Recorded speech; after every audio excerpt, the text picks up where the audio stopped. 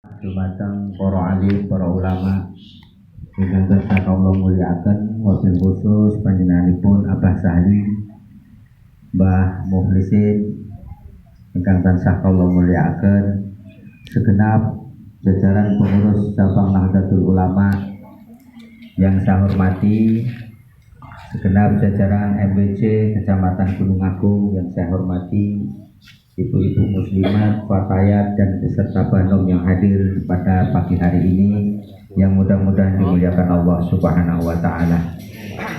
Pertama, marilah kita panjatkan puji dan syukur kehadirat Allah Subhanahu wa taala.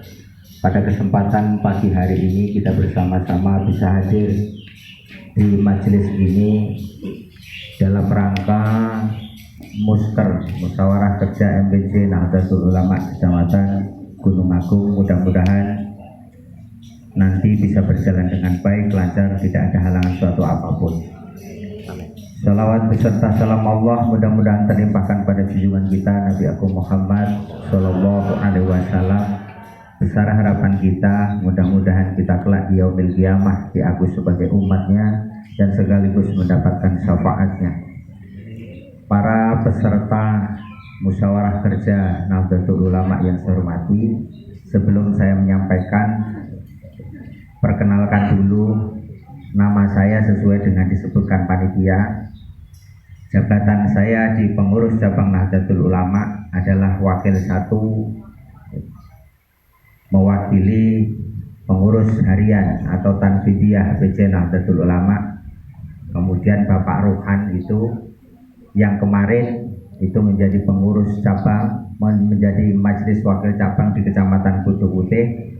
Kemudian sekitar beberapa bulan yang lalu itu beliau ditarik oleh pengurus cabang untuk dijadikan wakil 5 yang bergerak dan memerani tentang pendidikan ma'arif.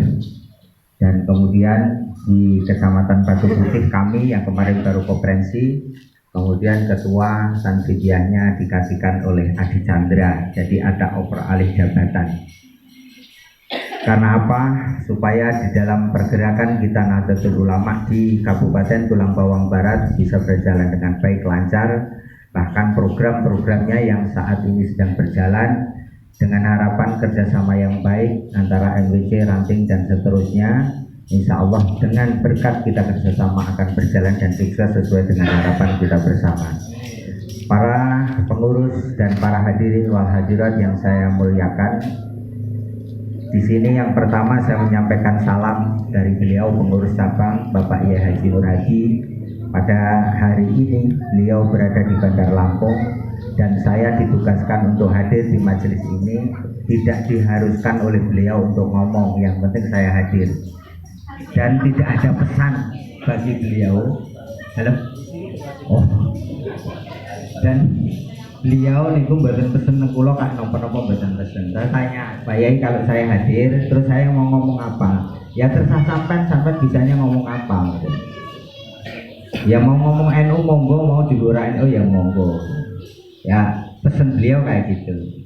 Jadi yang jelas mungkin dari sekian pengurus ada yang nggak kenal karena saya juga tidak aktif turun untuk bertemu dengan para pengurus yang di bawah. Yang jelas aktif saya hanya di Batu Putih, tapi saya sering ketemu dengan Pak Widianto, saya sering ketemu dan sering berkomunikasi tentang kegiatan-kegiatan. Pada kemarin di waktu lebaran beliau juga ada di tempat saya, yang mana beliau minta pendapat saya pripun Gus yen kula masalah pengurus NU. Saya jawab pengurus NU itu sama, belajar padha mawon boten enten bedane. Yang jelas yang pertama saya menyampaikan bahwa Nahdlatul Ulama ini berdiri atas 3 pilar. Pilar yang pertama, ketika Mbah Yai Hasyim Asy'ari menyuruh Mbah Yai As'ad untuk sowan Mbah Yai Khalil, beliau pada pertemuan yang pertama dengan beliau Mbah Yai As'ad dengan Mbah Yai Khalil, yang pertama kali diberikan adalah tongkat. Tongkat adalah merupakan simbol persatuan dan kesatuan antara pengurus Nahdlatul Ulama, di mana di saat-saat sekarang inilah ternyata simbol itu merupakan satu kekuatan yang kuat, yang berat dan yang harus kita lakukan. Karena dari sekian organisasi yang ada di Indonesia, organisasi keagamaan, ini yang sangat terancam posisinya adalah Nahdlatul Ulama. Saking besarnya, saking jayanya, sehingga banyak yang menginginkan kita untuk mengikuti daripada organisasi-organisasi yang lain. Sehingga pada saat sekarang ini mungkin terjadi perang antar kita melalui sosial media atau mungkin melalui cara-cara kita berpikir.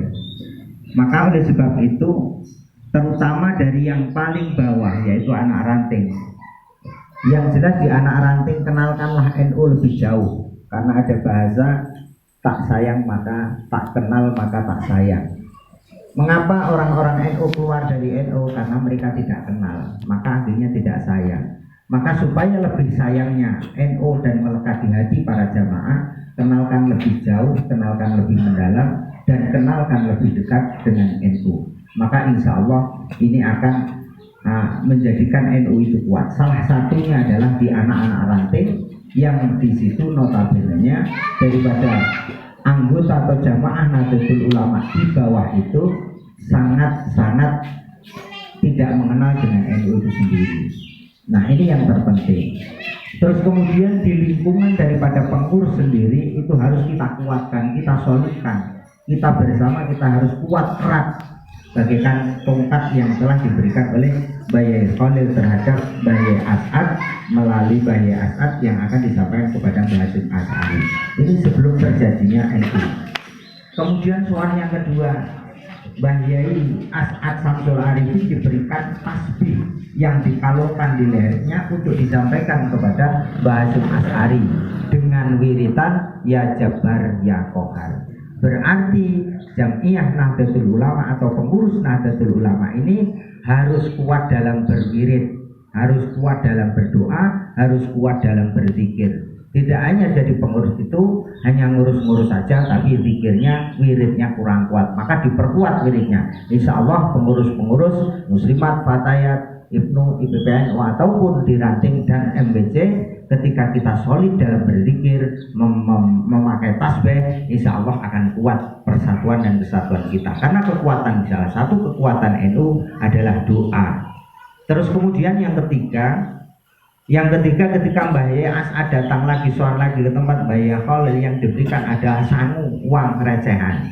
Maka sekarang sebagai pergerakan perekonomian Nahdlatul Ulama itu diambil dari nilai uang yang terkecil yang sekiranya tidak berharga, dikumpulkan menjadilah bentuknya infak, kotak infak, atau disebut dengan koin. Koin itu bukan berarti uang keroan terus diceplok nang komplong ya udah 10.000, 100.000 ya oleh.